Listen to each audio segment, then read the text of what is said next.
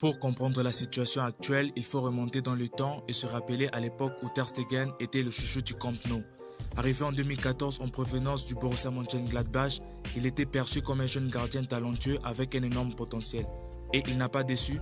Dès ses débuts, il s'est illustré en Ligue des Champions, réalisant des arrêts spectaculaires et contribuant au succès du Barça. Ses performances lors des huitièmes de finale, de quarts de finale et même des phases de poule ont été déterminantes. On se souvient notamment de ses parades exceptionnelles contre le Paris Saint-Germain ou encore la Juventus. Ter Stegen a rapidement prouvé qu'il était un gardien complet, qu'il était excellent sur sa ligne, dans les airs et surtout sa qualité principale selon moi, il excellait dans le jeu au pied, devenant un élément essentiel du jeu de possession prôné par le Barça. Sa capacité à relancer le ballon avec précision était un atout majeur pour cette équipe du Barça. Ça permettrait au Barça de relancer le jeu beaucoup plus rapidement et de gagner beaucoup plus de temps dans les moments de transition.